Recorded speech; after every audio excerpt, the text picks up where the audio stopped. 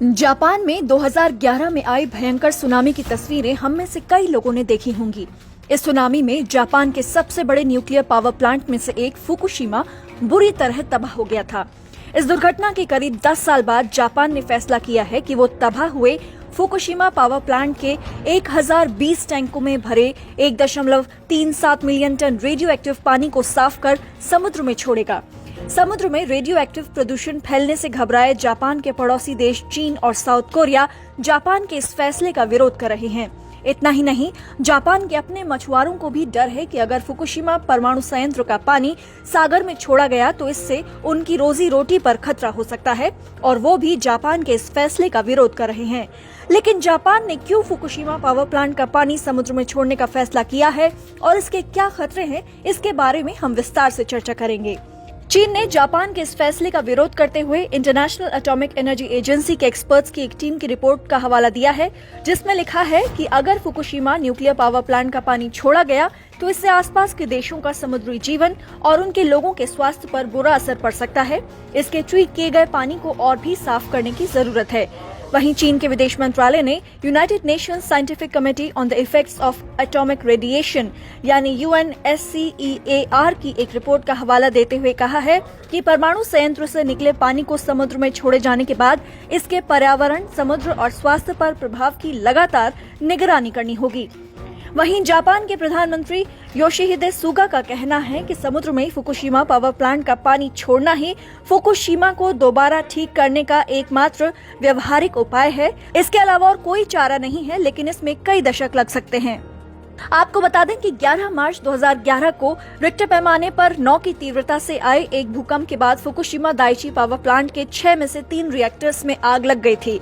इन reactors को हुए नुकसान का मतलब ये था कि जिस पानी से उन्हें ठंडा रखा जाता था वो कंटेमिनेटेड हो गया, यानी न्यूक्लियर सब्सटेंस उसमें मिल गए थे और उनमें रेडियो एक्टिव प्रॉपर्टीज आ गई थी, यानी वो परमाणु विकिरण का शिकार हो गया था। इतने सालों तक केवल सुरक्षा की चिंताओं के मद्देनजर और विरोध के चलते फुकुशिमा का पानी छोड़े जाने पर कोई फैसला नहीं हो पाया। लेकिन हाल ही में जापान की एक कैबिनेट मीटिंग में सहमति बनी कि समुद्र में ये पानी छोड़ने के अलावा और कोई उपाय नहीं है। फुकुशिमा पावर प्लांट के operator Tokyo electric power company का कहना है कि इसके स्टोरेज की क्षमता अगले साल भर जाएगी।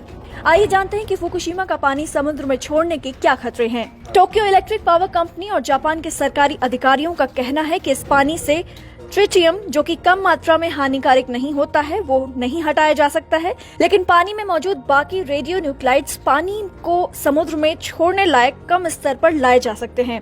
कुछ वैज्ञानिकों का कहना है कि इससे मरीन लाइफ पर लंबे समय तक असर होगा और इतनी बड़ी मात्रा में कम एक्सपोजर वाले रेडियो एक्टिव पानी को छोड़े जाने के नतीजों का आकलन नहीं किया जा सकता है। आपको बता दें कि फुकुशिमा के 1020 टैंकों में से 70% में परमाणु रिसाव वाला पानी है। लेकिन जापान के लिए ये पानी समुद्र में छोड़ना जरूरी क्यों है? जापान फुकुशिमा के पानी से क्यों चाहता है आजादी? असल में जापान फुकुशिमा पावर प्लांट को दोबारा शुरू करना चाहता है। फिलहाल फुकुशिमा पावर प्लांट खंडहर बना हुआ है।